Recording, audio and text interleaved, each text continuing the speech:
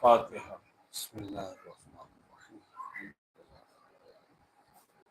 الرحمن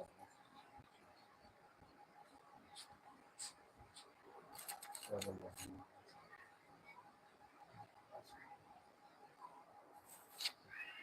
وفوض امری الی اللہ ان اللہ بصیر بالعباد۔ اعوذ باللہ السمیع العلیم من الشیطان اللعین الرجیم۔ بسم اللہ الرحمن الرحیم۔ الحمد للہ الذی لا یبلغ مدحته القائل ولا يحصي نعماءه العبد ولا يؤدي حقه المجتهد الذي لا يدركه بعد الهمم ولا يناله غوص الفتن الذي ليس لصفته حد محدود ولا نعت موجود ولا أجل ممدود ولا وقت معدود فترى الخلائق بقدرته ونشر الرياح برحمته ووقد بالسفول ميدان أرضه ثم الصلاة والسلام على سيد الأنبياء والمرسلين خاتم النبيين أبي القاسم محمد اللهم صل على محمد وآل محمد وعلى أهل بيته الطيبين الطاهرين لا سيما بقية الله في الأرضين واللعنة الأبدية على أعدائهم أجمعين. أما بعد فقد قال الله تبارك وتعالى في كلامه المجيد وفرقانه الحميد. بسم الله الرحمن الرحيم. يا أيها الذين آمنوا اتقوا الله وكونوا مع الصادقين. صلوات اللهم صل على محمد وآل محمد۔ اذان گرامی قدر، سورہ مبارک توبہ کی آیت نمبر 19 کی تلاوت کا شرف حاصل ہوا۔ اس آیت شریفہ کے ذیل میں آج کی مناسبت کو ملحوظ خاطر رکھتے ہوئے چند ایک مطالب پیش کرنے کی سعادت حاصل ہوگی۔ جس امام کے فرش اعضا پر میں اور آپ آج بیٹھے ہوئے ہیں وہ امام ہیں کہ جو ہماری پہچان ہے، ہمارے مکتب کی پہچان ہے۔ وہ امام کہ جن کو اللہ کے رسول نے صادق کے لقب سے ملقب فرمایا ہے، یعنی وہ حبیب جنہیں اللہ نے صادق بنایا، انہی نے ان کو صادق بنایا۔ اسی امام کی مجلس سے اعضا ہے اور ذکر مجلس میں عطل امکان کوشش کی جائے گی کہ آپ کی خدمت میں مختلف جہاد کو ملحوظ خاطر رکھتے ہوئے اس آیت شریفہ سے پیغام دیا جائے۔ اگرچہ عطل امکان کوشش کر رہا ہوں کہ جہاں پر بھی چھٹے امام کی مناسبت سے مجلس اعضا کا ذکر ہو تو اس بات کا اعتراف کرتے ہوئے اور اسے ممبر سے بیان کر رہا ہوں کہ چھٹے امام کی حیات طیبہ بہت جامع حیات ہے اور تاریخ بتلاتی ہے ہمیں کہ ائمہ معصومین میں حضرت حجت کے بعد، امام زمانہ کے بعد سب سے زیادہ طولانی عمر چھٹے امام کی ہے 65 برس۔ یہاں علامہ مجلسی نے تقریباً 70 برس بتلائی ہے، جو ائمہ معصومین میں تقریباً بڑی عمر ہے۔ ویسے اگر اس زمانے کے افراد کی عمر مبارک جو ہوا کرتی تھی اگر انہیں دیکھا جائے تو پھر یہ زیادہ نہیں ہے۔ اس کی وجہ یہ ہے کہ اس زمانے میں لوگوں کی عمریں طولانی ہوا کرتی تھی، لیکن یہ اہل بیت کی مظلومیت ہے کہ ائمہ اہل بیت میں سے کئی ایک ہستیوں کی عمر مبارک جو ہے وہ 50 برس سے بھی کم ہے، یہاں تک کہ ہمارے 2 ائمہ معصومین کی عمر مبارک 25 برس اور 28 برس ہے اور سیدہ زہرا 18 برس کی ہے۔ تو یہ ائمہ اہل بیت کی مظلومیت ہے کہ انہیں جینے نہیں دیا گیا ہے۔ جہاں تک تعلق ہے چھٹے امام کا، تو چھٹے امام ہمارے واحد وہ امام ہیں کہ جنہوں نے اپنے حیات طیبہ کے اندر دونوں بڑی ظالم حکومتوں کا مقابلہ کیا ہے۔ بڑی 2 ظالم حکومتوں سے میری مراد بنی امیہ اور بنو عباس ہے۔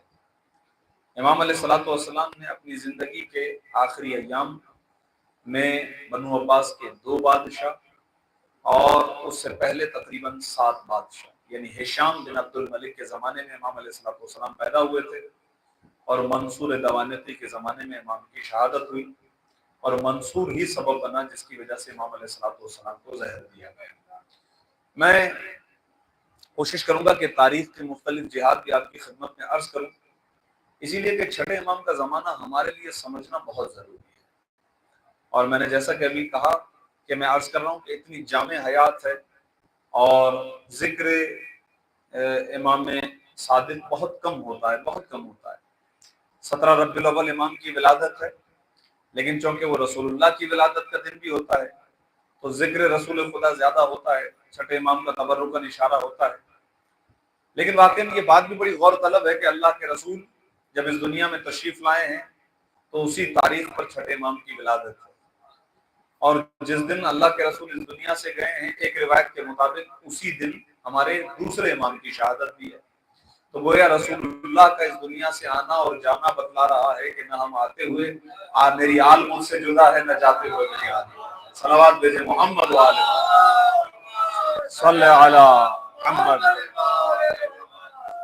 محمد و آل محمد کا بڑا گہرا ربط ہے، یہاں تک کہ یہ درود جو آپ نے بھیجا، جب آئے درود نازل ہوئی تھی سورہ مبارک احزاب میں، تو صحابہ کرام رضوان اللہ علیہ مجمعین نے سوال بھی کیا تھا کہ ہم آپ پر درود کیسے بھیجیں، اسی لیے کہ آیہ شریفہ تو بتلاتی ہے علی النبی، تو وہ کہہ رہے تھے اللہم صلی علی محمد، یہاں تک درود بھیج رہے تھے۔ تو رسول اللہ نے ارشاد فرمایا لا تصلوا علی بطر الصلاۃ یا صلاۃ البترا، مجھ پر دم بریدہ کٹی ہوئی ادھوری صلوات نہ بھیجو۔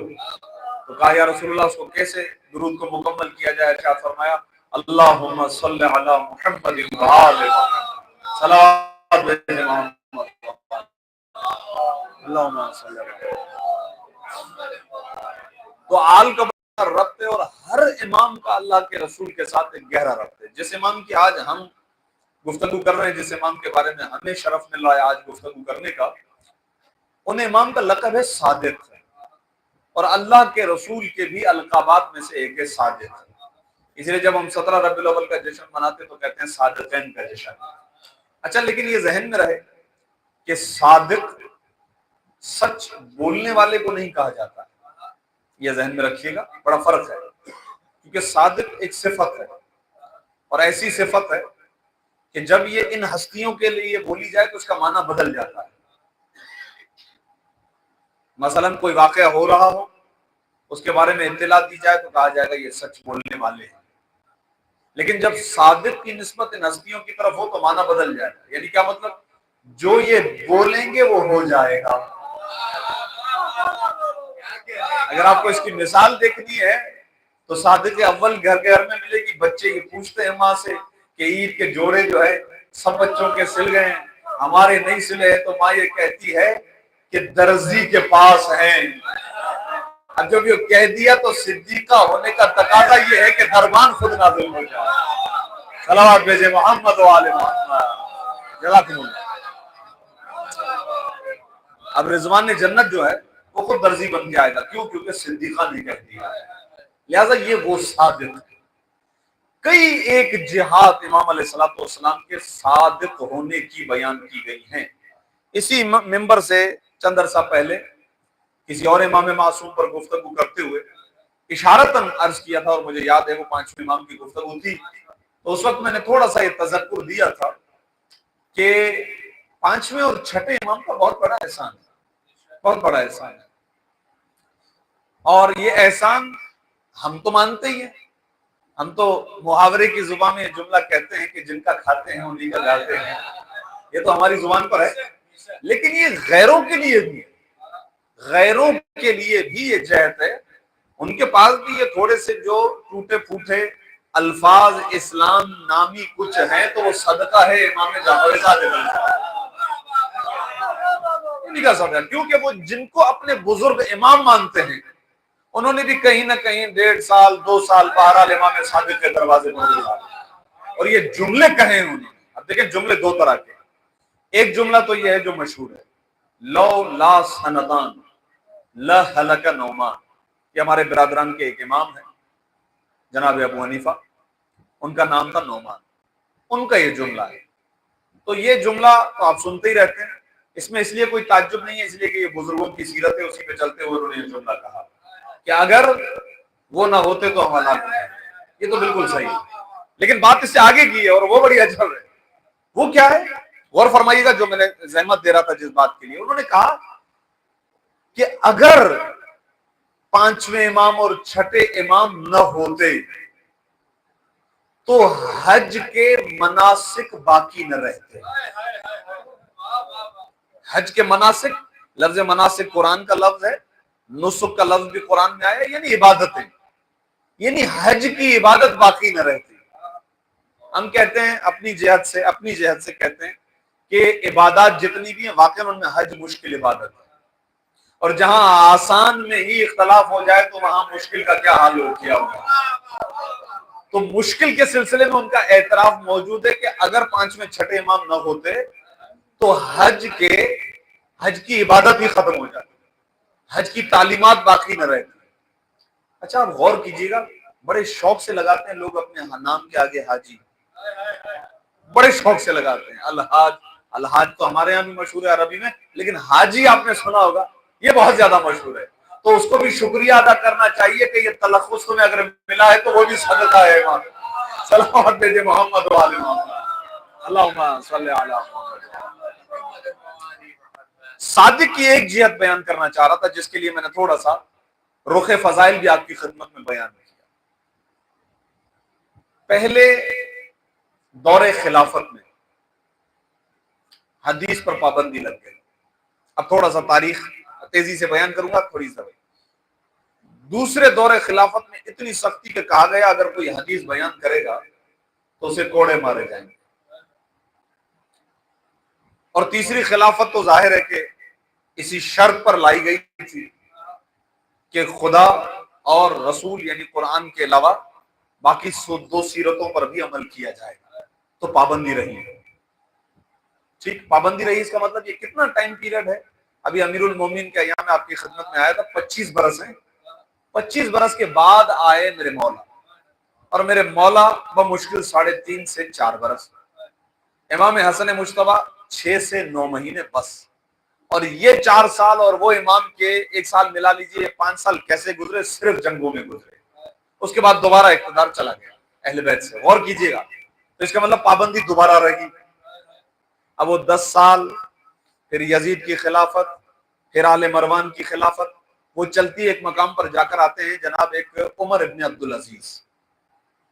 5ویں امام نے بھی ایک مقام پر ان کی تعریف کی ہے کہ باقیوں کی بنسبت انہوں نے ذرا ہم پر ہلکا ہاتھ رکھا.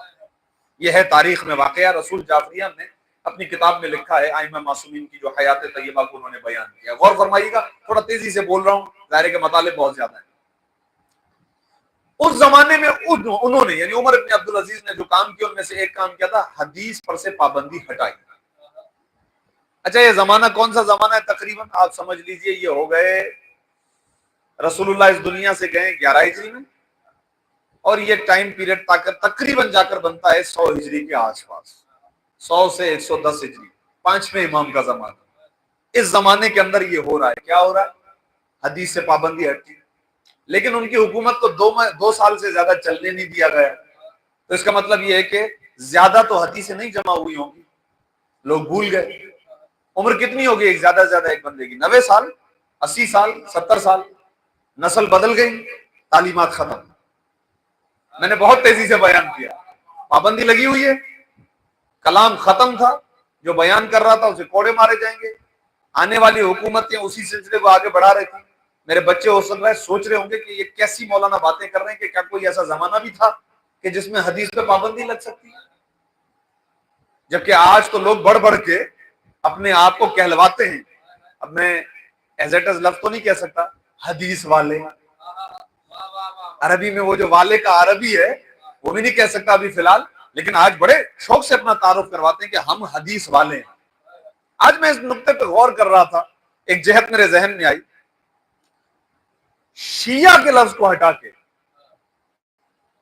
باقی مختلف نام مختلف مکاتب فکر نے اپنے لیے تجویز کیے، ان میں ایک یہ نام بھی آیا ہے حدیث والے، اہل حدیث۔ اچھا تھوڑا سا ماشاءاللہ سمجھ جائیں تاکہ آپ ٹھیک ہے۔ اچھا اس کے علاوہ آپ کو ایک اور چیز بھی ملے گی، وہ کیا ملے گی؟ اہل سنت والجماعت۔ اچھا یہ سارے ہمارے مسلمان بھائی ہیں، اور ظاہر مکتب تشیع کبھی بھی اس نظریے کا قائل ہی نہیں ہے کہ کسی مکتب کی توہین کی جائے، لیکن ایک بہت بڑے محقق گزرے، انہوں نے اس لفظ تسنن کے اعتبار سے گفتگو کی۔ اتفاق سے وہ پہلے اہل تسنن ہی تھے، ڈاکٹر محمد تیجانی سماوی، اور میں کہتا ہوں اپنے مومنوں سے کہ ایک مرتبہ دل کھول کے ان کی کتابیں بھی پڑھی۔ یہ کسی اور مکتب سے تعلق رکھتے تھے اور انہوں نے مکتب تشیع کو قبول کیا۔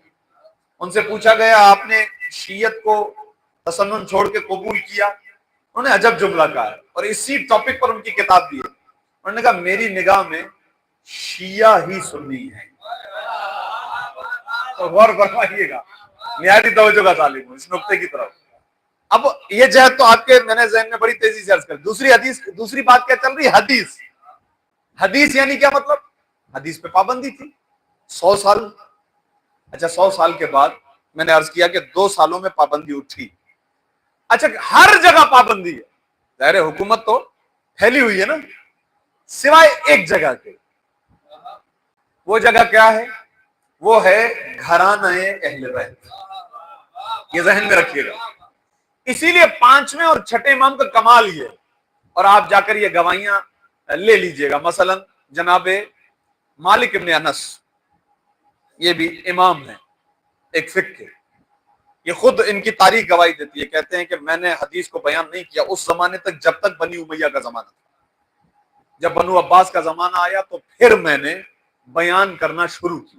لیکن انہوں نے ایک جملہ کہا ہے، توجہ آپ حضرات کی انشاءاللہ، انہوں نے جملہ کہا ہم جب بھی جاتے تھے نا 6ٹھے امام کے پاس، تو وہ اگرچہ صادق ہیں،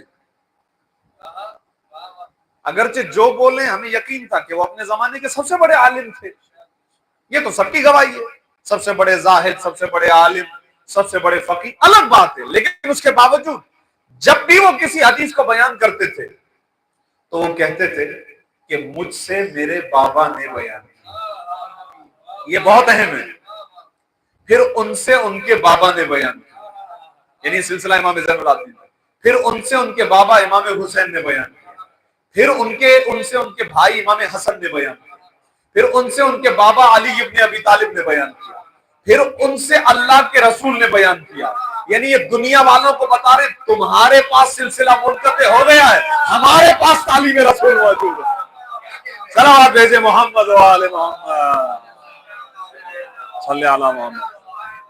تو دوسری جہت جو امام صادق کو صادق کہنے کی ہے وہ یہ ہے کہ معاشرے کے اندر لفظ صادق اس لیے مشہور ہو گیا کیونکہ لوگ بہرحال جانتے تھے کہ کوئی اگرچہ یہ لفظ لگا بھی دے قال رسول اللہ، لیکن گنجائش رہے گی کہ اس نے 100 سال پہلے رسول اللہ سے ملاقات کب کی، اس نے رسول اللہ کا زمانہ کب دیکھا، اس نے کس وسیلے سے حدیث لی، جبکہ حدیث پر تو پابندی تھی، وہ تو بیان ہی نہیں کی جا سکتی تھی۔ تو اس زمانے میں اگر کوئی سچا عین کلمات رسول اللہ کو ادا کرنے والا ہے تو صادق آل محمد کی امت۔ صلوات دیجئے محمد و آل محمد صلی علی محمد و آل محمد۔ یہ دوسری جہت میں نے آپ کی خدمت میں پیش کی، اور آپ بڑے خوش نصیب ہیں قسم بخدا اس جہت سے۔ میں فقط بچوں کی گویا اصلاح کی خاطر اسی لے کے بہرحال، چونکہ یہ مولا علی نے کسی مرحلے کہا تھا جب دشمن کی طرف سے خط آیا تھا تو مولا نے خط کا جواب دیتے ہوئے جملہ کہا تھا میں تجھے اس قابل نہیں سمجھتا کہ تجھے خط کا جواب دے، تیری ایسی حیثیت نہیں ہے کہ علی تجھے جواب دے۔ اچھا یہی جملہ علی کی بیٹی نے یزید سے کہا تھا، دربار میں بی بی کھڑی تھی، یزید نے خطاب کر دیا تھا اینا زینب بنت علی، زینب بنت علی کہاں ہے، وہ علی کی بیٹی کون ہے؟ تو جناب فضا آگے آ رہی تھی، ساری بیویاں آگے آ رہی تھی، لیکن اس نے کہا نہیں علی کی بیٹی کون ہے؟ تو بی بی نے کلام کیا تھا، کہا تھا یزید تیری اوقات نہیں ہے کہ مجھ سے بات کرو، تیری حیثیت نہیں ہے، یہ زمانے کی مجبوری ہے کہ میں یہاں کھڑی ہوں. بس میں جو یہ دو میں نے سہارے لیے مولا علی کا اور جناب زینب کبریٰ کا، سمجھانے کے لیے اس مطلب کو جو عرض کرنے لگا. وہ کیا؟ فقہ جعفری نام پڑ گیا. کیوں فقہ جعفری نام پڑا؟ ورنہ کوئی نام نہیں تھا اس سے پہلے. دین رسول، دین محمد. کیوں نام پڑا؟ کیونکہ باقاعدہ بادشاہوں نے پیسہ خرچ کر کے فقہ اور مکتب کریٹ کروائے، عقائد بنوائے نہیں گھڑوائے، عقائد بنائے. روزانہ دربار سے ایک نیا عقیدہ پبلک کے اندر چلا جاتا. اب دیکھیں کتنا سخت ماحول ہے. یہ حکومتوں کی پالیسیز ہوتی. آج کے زمانے میں آپ زیادہ سمجھ سکتے ہیں پچھلے 2-2.5 سال سے جو ہمارے بھی حالات ہیں اس اعتبار سے، کہ ان کو آپس میں لڑاؤ. جتنی دیر یہ لڑتے رہیں گے اتنی دیر تک حکومت کا بقا جاری و ساری رہے گا. جب تک یہ آپس میں لڑتے رہیں گے، آپس میں ایک دوسرے کے نظریے کے خلاف رہیں گے. لہٰذا 5ویں چھٹے امام کے زمانے میں بہت زیادہ کیا گیا، لڑوایا گیا بہت زیادہ. یہ نظریہ، وہ نظریہ، یہ نظریہ. تو چھٹے امام علیہ السلام کے سامنے بہت سخت امر اللہ. اب نام پڑ گیا فقہ جعفری. فقہ جعفری کیوں نام پڑا؟ کیونکہ 4 3 اور فقہ اس زمانے میں آ گئی. لوگ جاتے تھے شرعی مسئلہ پوچھنے کے لیے. جناب جب ہم رکوع میں جائیں تو کہاں دیکھیں؟ اب وہ سوچنے لگتے تھے. جواب حقیقی پتہ ہونے کے باوجود کہتے تھے کہ ٹھیک ہے بتاتا ہوں. معلوم کرواتے تھے، پہلے جاؤ دیکھو جعفر صادق کا فتویٰ ہے. اچھا یہ کیوں؟ پالیسی بدلنا ہے. کسی شاگرد کے پاس بھیجا، امام کے شاگرد کے پاس. اس نے کہا ہم تو پیچھے کھڑے ہوتے ہیں، امام کی طرف تو ہماری نگاہ نہیں ہوتی. اب ہمیں نہیں پتا کہ امام جو ہے وہ آنکھیں بند کرتے ہیں یا آنکھیں کھولتے ہیں. نہیں پتا، کیا فتویٰ دیں؟ اگر یہ کہہ دیتے ہیں کہ آنکھیں کھول کے رکھو، ہو سکتا ہے چھٹے امام کے فتوے سے میچ ہو جائے. اچھا یہ میں سمجھانے کے لیے کہہ رہا ہوں، امام فتویٰ نہیں دیتا، لوح محفوظ پڑھتا ہے. یہ ذہن میں رکھیے گا. امام کی تقلید نہیں ہوتی، امام اجتہاد نہیں کرتا ہے. امام زمین پر رہتے ہوئے خدا کی مرضی کا نام ہے. امام لوح محفوظ پر لکھی ہوئی عبارت حکم واقعی بتلاتا ہے. لہذا ان کی جہت سے عرض کر رہا ہوں بھائی دیکھو معلوم کرو چھٹے امام کا فتویٰ کیا ہے. اچھا آپ پتہ ہی نہیں چلا کہ آنکھیں بند کرتے ہیں کھولتے ہیں. اگر یہ کہہ دیتے ہیں آنکھیں کھولیں تو یہ ممکن ہے کہ امام کا بھی یہی فتویٰ، یہ تو میچ ہو جائے گا نا. پیسے تو ہمیں اس چیز کے مل رہے ہیں کہ اختلاف کریٹ کر رہے ہیں، میچنگ نہیں ہونی چاہیے. تو اب یہ بھی ملا تاریخ میں کہ اب سمجھ میں تو نہیں آیا کہ آنکھیں کھلی ہوتی ہیں یا بند. تو کہا کہ ایسا کرو جب رکوع کے لیے جھکو تو ایک آنکھ کھلی رکھو. آپ دیکھیں غور کیجئے دین اسلام کے ساتھ کیا ہو رہا ہے. ایک آنکھ کھلی رکھیے، ایک بند رکھیے. چلیں ایک بات تو سمجھ میں آ گئی، بغض اہل بیت اندھے کے ساتھ ساتھ کانا بھی بنا دیتا ہے. صلوات بھیجے محمد و آل محمد، اللہم صلی علی محمد و آل محمد. بغض اہل بیت اندھا تو بناتا ہی ہے، کانا بھی بناتا ہے. تو یہ دیکھیں اس کی مثالیں. یہ اس پہ بہت بڑے پیمانے پر کام کیا گیا کہ فقہ کو بدلا جائے. تو اس زمانے میں نام پڑ گیا فقہ جعفری. فقہ جعفری یعنی منسوب الی جعفر الصادق، چھٹے امام کی طرف منسوب. لیکن میں اپنے بچوں کی تربیت کے لیے عرض کر رہا ہوں، چھٹے امام کے بارے میں ابھی میں نے کیا کہا؟ جب بھی کوئی حدیث بیان کرتے تھے. اچھا نہیں، میں آپ کی خدمت میں عرض کر دوں امام ابو حنیفہ کا قول ہے. وہ کہتے تھے کہ نہ فقط یہ کہ چھٹے امام اپنے جد کی حدیث بیان کرتے تھے، نہ فقط یہ جب تک وضو سے نہ ہو اپنے جد کی حدیث بیان نہیں کرتے تھے. وضو میں بیان کرتے تھے حدیث ہے رسول کو، اس قدر اس کا تقدس ہے. ٹھیک، اچھا بیان کر رہے ہیں، یہ ہے میرے بابا کی حدیث، یہ ہے ان کے بابا سے لی، پھر ان کے بابا سے لی. اس کا مطلب کیا ہو کہ فقہ جعفری اگر حضرت امام جعفر صادق کی طرف منسوب ہے تو اس کا مطلب یہ نہیں ہے کہ امام اس کے موجد ہیں، امام اس کو ایجاد کرنے والے ہیں.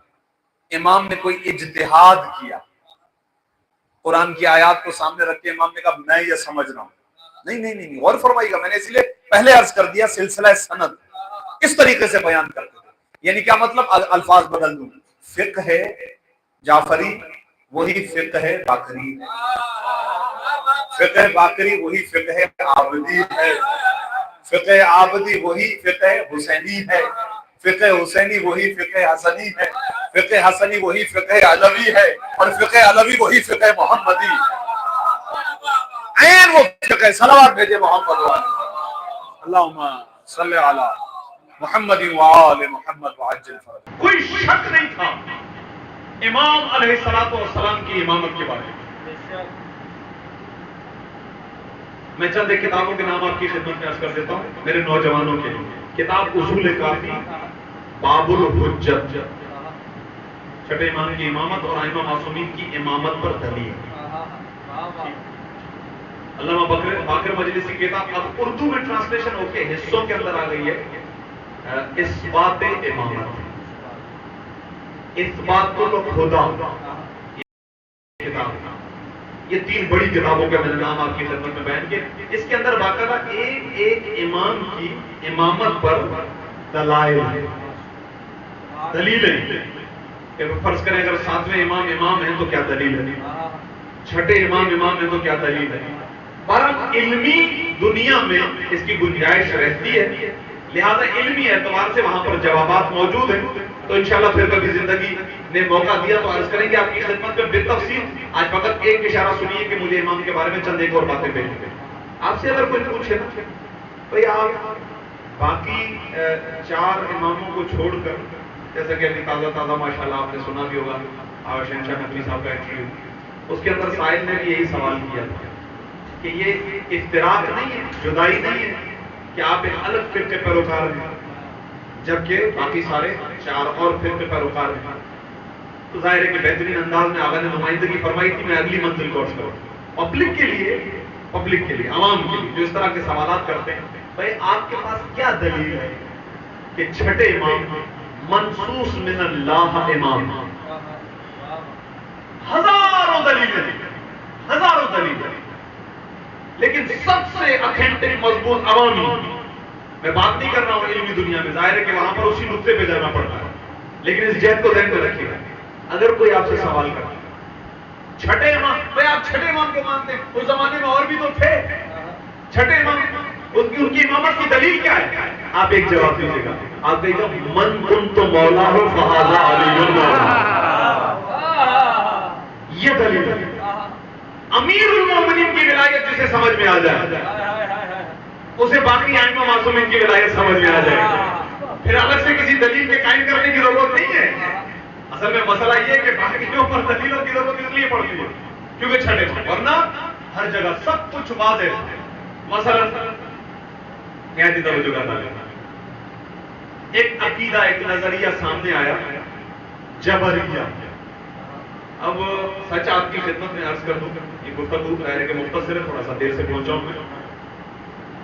خود چھٹے امام کے زمانے میں جتنے فرقے بنے، کمال یہ ہے کہ ہمارے چھٹے مولا نے ہر فرقے کو لاجواب کیا، ہر فرقے کا اختتام کر دیا، بالکل ختم۔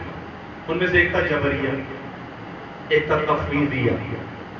اچھا تفویضیہ یہ وہ فرقہ ہے جن کا نظریہ یہ تھا کہ اللہ نے انسان کو خلق کرنے کے بعد سب کچھ اس کے اختیار میں دے دیا۔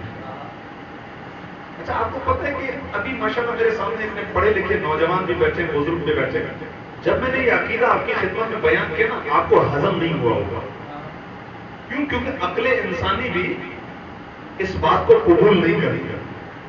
آپ جانتے ہیں کہ کتنے محتاج ہیں، ہمارے اختیار میں تو کچھ ہی نہیں، ہمارے اختیار میں تو ہماری اپنی سانسیں بھی نہیں ہے، ہم تو بالکل بے بس لاچار ہیں، تو بیمار ہو جاتے ہیں، خود سے ٹھیک نہیں ہو پاتے۔ ہم دیکھتے ہیں کہ ہم بہت محتاج ہیں، لیکن نظریہ پھیل گیا۔ لیکن اس کے پیچھے بڑی سیاست ہے، وہ غور فرمائیے۔ انسان کو خدا نے پیدا کرنے کے بعد کیا کر دیا؟ آزاد چھوڑا۔ اب خدا نے گویا اس بندے کی بنسبت لے لی چھوٹی چھوٹی، اور تو کریں. تفویض کا مطلب ہوتا ہے سپرد کر دینا، حوالے کر دینا. اب خدا اس کے معاملات کے اندر، اس کے امور کے اندر کارفرما نہیں ہے. جو کچھ ہے یہ بندہ ہے. تھوڑا سا غور کریں، آپ کو خود بخود سمجھ میں آئے گا. عقل تو تسلیم نہیں کر رہی. یہ آیا کہاں سے؟ یہ بادشاہ جب گنہونے جرم انجام دیتے تھے تو ظاہر ہے کہ ایک انسان سوال کر سکتا ہے. یہ بادشاہ ڈرے ہوئے ہوتے تھے، یہ دنیا سے ڈرتے تھے، لوگوں سے ڈرتے تھے. ظالم ہمیشہ ڈرا ہوا ہوتا ہے، اسی لیے ظلم کرتا ہے، اسے خوف ہوتا ہے.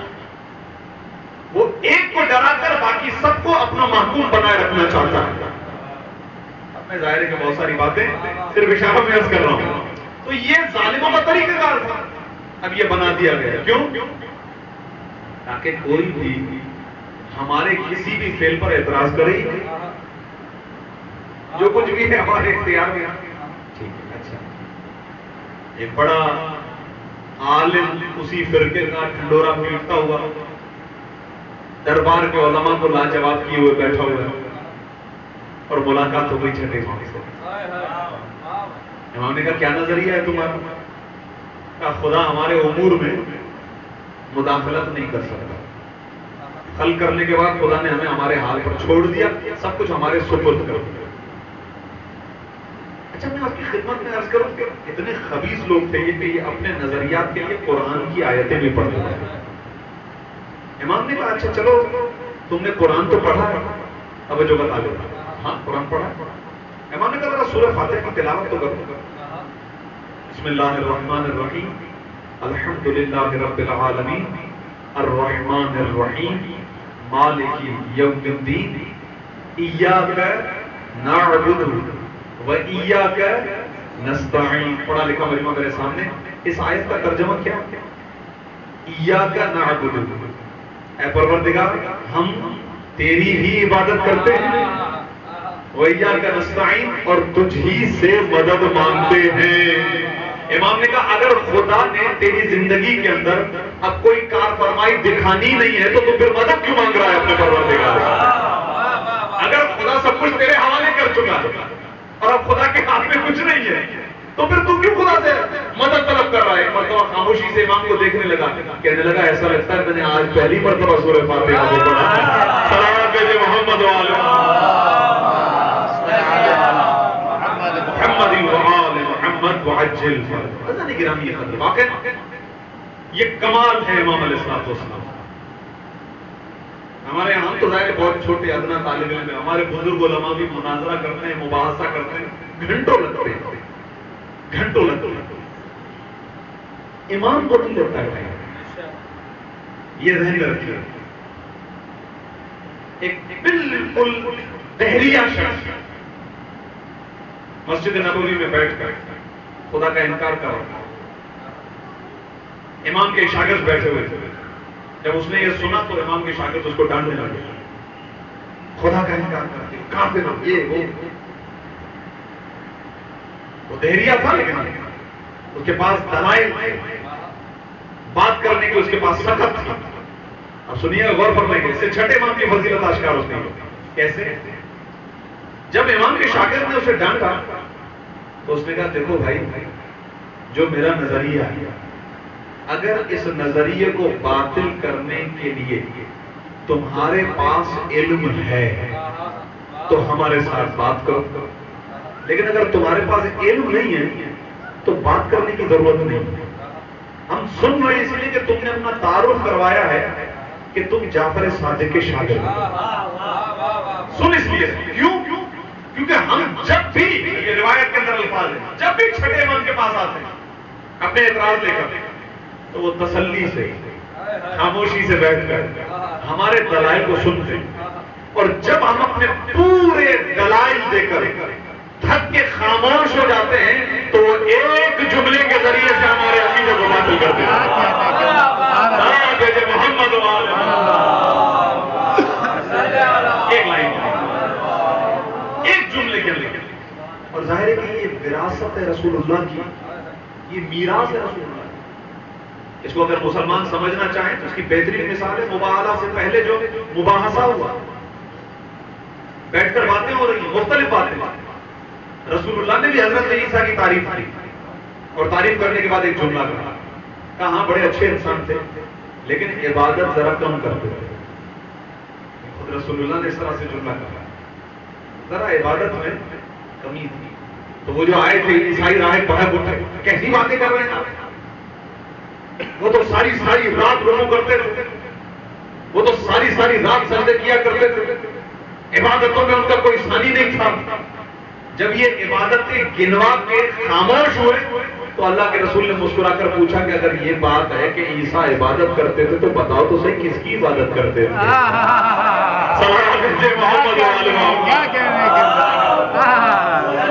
ایک جملے میں یہ بات تھی نا کہ حضرت عیسیٰ خدا ہے نعوذ باللہ من ذالک، ان کے نظریے ایک جملے سے باطل کیا، اگر وہ عبادت کرتے تھے تو کس کی عبادت تھی؟ خدا آپ کو سلامت رکھے۔ ایک جگہ ترس کر رہا ہوں تاریخی اور اس کے بعد میں مسائل کے قریب ہو جاؤں۔ عطا بھی ہے فضائل کے باب میں، امام علیہ السلام مسجد نبوی میں عبادت، ایک شخص مسافر تھا، حج کرنے کے لیے آیا، پھر مکے سے مدینے آیا، مسجد نبوی میں آرام کر رہا تھا۔ اس کا سامان اس کے سرہانے رکھا تھا، آنکھ لگ گئی اس کی، آنکھ کھلی تو اسے سب سے پہلے فکر ہوئی اپنے سامان کی، کوئی سامان لینا گیا، سرسری نظر اس نے گھمائی اپنے سامان پر تو اسے شبہ ہوا، شک ہوا کہ جو میرے پاس پیسوں کی تھیلی تھی 1000 دینار وہ شاید چلی ہوئی، اور اس نے ادھر ادھر نگاہ گھمائی، مسجد میں اور کوئی نہیں ہے، ایک کونے میں امام نماز پڑھ رہا ہے۔ یہ بڑی تیزی سے امام کی خدمت میں پہنچا، جانتا نہیں ہے امام کو۔ امام نے نماز ختم کی، اس نے کہا کہ اے شخص میں سو رہا تھا، میری پیسوں کی تھیلی جو ہے وہ غائب ہو گئی، تم نے لی ہے۔ اب جیسے اس نے امام کی طرف نسبت دی، امام اپنی جگہ سے کھڑے ہوئے، امام نے کہا میرے ساتھ، امام اسے اپنے گھر لے گئے، امام اندر گئے، ایک تھیلی لے کر، امام نے اس سے پوچھا تھا کہ اس کے اندر کیا تھا، اس نے کہا میرے پیسے تھے، امام نے کہا کتنے؟ کہا 1000 دینار۔ امام گھر لے آئے، اس کو ایک تھیلی دی، امام نے کہا اس کے اندر 1000 دینار، اب تم جاؤ۔ اب وہ آ گیا واپس مسجد اور اپنا سامان سمیٹنے لگا۔ اب جو ایک ایک کر کے سامان کو چیک کرنے لگا تو نظر پڑ گئی کہ اس کے اپنے ہی پیک کے اندر، اپنے سامان کے اندر اس کی وہ پیسوں والی تھیلی رکھی ہوئی تھی، رکھ کے بھول گیا۔ پہلے تو اس نے صرف سرسری نگاہ گھمائی، ٹینشن میں بھول گیا، لیکن اب بہت شرمندہ ہوا، بڑی پشیمانی ہوئی اسے۔ اب کیا کرے؟ تو اس نے جلدی سے اپنا سامان باندھا، وہ تھیلی جو امام سے لایا تھا لے کر بھاگا امام کے گھر کی طرف۔ دروازے میں تقبل باب کیا، امام تشریف لائے، اس نے کہا میں آپ سے بہت معذرت خواہ، مجھ سے غلطی ہو گئی، میں نے صحیح طریقے سے اپنے سامان کو دیکھا نہیں تھا، آپ کی طرف میں نے نسبت دے دی اور میرے پیسے تو میرے پاس ہی تھے، یہ آپ سے جو میں لے گیا تھا یہ میں آپ کو دے دے کے لے گیا۔ امام نے مسکرا کر ایک جملہ کہا، امام نے کہا جو مال ہم ایک مرتبہ دے دیں پھر واپس نہیں لیتے، ایک مرتبہ عطا کرنا پھر واپس نہیں لیتے۔ عزیزان گرامی کی خاطر ائمہ معصومین علیہ السلام میں سے چھٹے، یہ فقط نالج کے لیے دو چار فقرات۔ 83 ہجری میں امام علیہ السلام کی ولادت ہے، یعنی واقع کربلا کے 20 سال بعد، 61 ہجری میں واقع کربلا، 83 ہجری میں امام جعفر صادق کی ولادت۔ امام زین العابدین زندہ ہے، 95 ہجرہ میں امام علیہ السلام کی ہو گئی ہے شہادت، ہمارے چوتھے ہوں گے۔ اس کا مطلب یہ جو ٹائم پیریڈ گزرا ہے یہ امام علیہ السلام نے اپنے دادا کے ساتھ گزارا۔ 95 ہجرہ سے لے کے 114 ہجری، 19 برس سے تقریباً اس میں امام محمد باقر امام رہے، اور چھٹے امام اپنے بابا کے زیر سایہ۔ اس کے اندر بھی واقعہ بہت زیادہ ہے، پانچویں امام نے متعدد مقامات پر چھٹے امام کا تعارف کروایا امامت کے سلسلے۔ 114 ہجری میں جب پانچویں امام کی شہادت ہوئی تو چھٹے امام علیہ السلام پر ذمہ داری آئی امامت کی، اور 34 سال امام رہے امامت کی ذمہ داری، 34 سال۔ یعنی 114 ہجری سے لے کر 148 ہجری. مضبوط قول امام کی شہادت ہے 148 ہجری ہے، بعض نے اگرچہ 150 کی. اس میں امام کے 2 سال گزرے عراق میں. عراق میں بھی خاص طور پر کوفے میں، وہ مسجد جہاں مولا علی علیہ السلام درس دیا کرتے. اور رسول جعفریان بڑے مورخ ہیں، بڑے محقق ہیں، انہوں نے اپنی کتاب میں لکھا کہ علی کے بعد فقط واحد چھٹے امام وہ ہستی ہیں جنہوں نے ممبر سے یہ جملہ کہا تھا سلونی سلونی قبل ان تغفر. مولا علی کے وہ چھٹے امام ہیں جنہوں نے یہ جملہ کہا. چھٹے امام کو وقت ملا کیونکہ یہ دونوں بنی عباس اور بنی امیہ آپس میں لڑتے رہے. چھٹے امام کو مہلت ملی. یہی سبب ہے کہ آج ہمارے پاس احادیث کا جو سب سے بڑا مجموعہ ہے وہ 5ویں اور چھٹے امام سے ہے. یہاں تک کہ موسوعۃ الامام الصادق، مسند الامام الصادق، یعنی امام صادق علیہ السلام کی بتائے ہوئے اقوال، باتیں، قصے، ان کو جمع کیا گیا ہے. تقریباً 66 سے زیادہ جلدیں بن چکی ہیں اور کام ہو رہا ہے امام علیہ السلام کے کلام پر مختلف چیزوں سے. لیکن عزیز و جب بنی عباس کی حکومت اسٹیبلش ہو گئی اور منصور دمان ملعون سب سے بڑا یعنی یہ افراد یزید سے کم نہیں تھے، خاص طور پر سادات کا دشمن، آل محمد علیہ السلام کا دشمن، حسنی سادات، امام حسن کی اولاد پر اتنا ظلم. جب بغداد میں عمارتیں بن رہی تھی تو بہت ساری ایسی عمارتیں ہیں جہاں پانی کی جگہ پر سادات کے خون کو ملایا گیا. گارے سادات کو زندہ دیواروں کے اندر چلوایا اس بندے نے، اس ملعون انسان منصور دمان نے بڑا سا. یہاں تک اتنا احسان فراموش کہ جن افراد نے، اس کے اپنے رشتہ دار کہ جنہوں نے اس کی حکومت کو اسٹیبلش کرنے میں اس کی ہیلپ کی، ان کو بھی قتل کیا 2 کیس میں. اور چھٹے امام کی جتنی توہین اس انسان نے کی ہے خدا کی قسم وہ جملے ممبر سے پڑھے نہیں جا سکتے. امام کی عمر مبارک تھی 62-63 سال. امام کی زندگی کے آخری دن تھے. روایت یہ کہتی ہے کہ رات کا اندھیرا تھا اور میرے مولا اپنے گھر پہ آرام فرما. اتنے میں امام کے کانوں تک شور شرابے کی آواز آئی اور امام جب گھر سے باہر آئے تو امام نے دیکھا کہ سادات حسنی کے نوجوانوں کو قید کر کے لے جایا جا رہا ہے. اور میرے مولا یہ منظر دیکھ کے رو رہے تھے. امام کی آنکھوں سے آنسو بہ رہے تھے.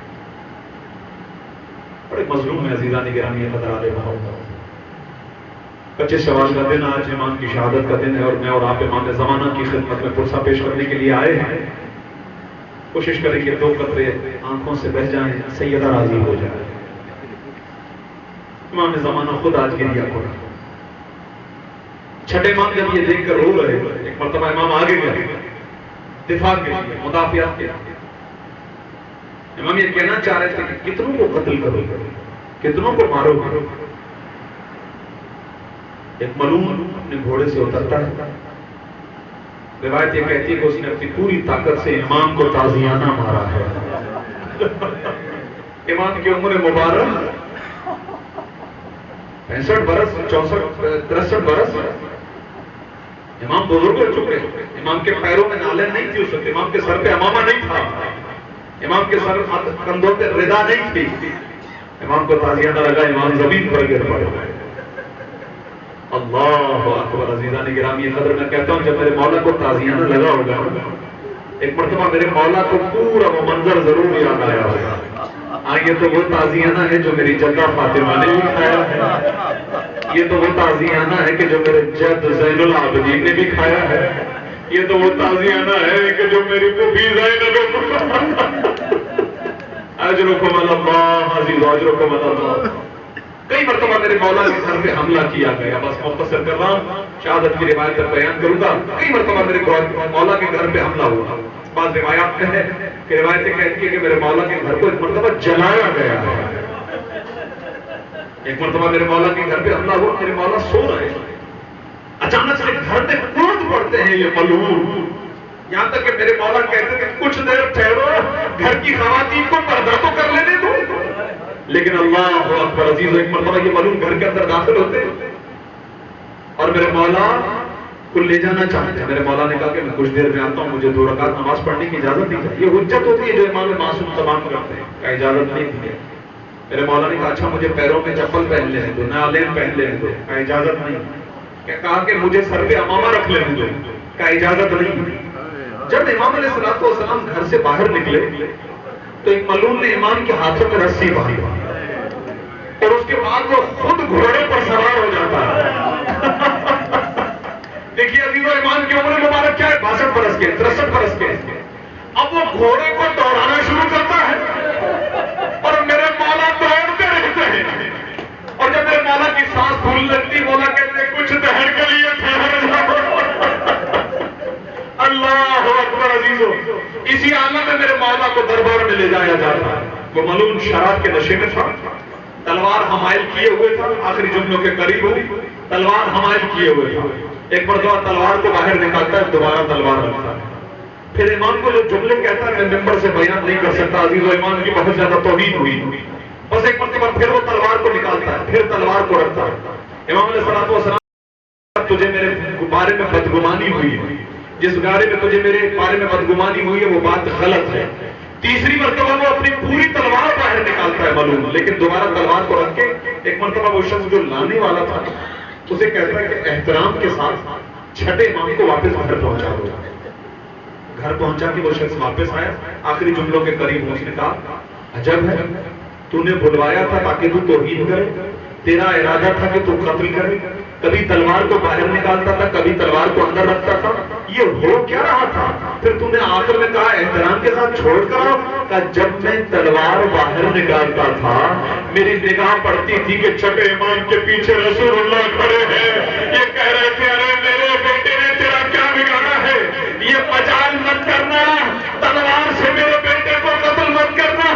میں ایک جملہ کہوں گا، اے میرے مولا آپ واقعی بڑے مظلوم ہیں، بڑے غریب ہیں. تلوار آپ کے سامنے آئی، تلوار واپس نہیں آنے گئی، لیکن آپ کو کربلا کا وہ منظر نہ بھولتا ہوگا. ہائے شمر سینہ حسین پر ہے، خنجر کے وار ہے. بہن کھڑے ہو کے یہ جملے کہہ رہی تھی، ہائے زہرا کا لاڈلا ہے، چکیاں بھی اس کے پالا ہے. ارے آئے شمر کچھ ماتم حسین.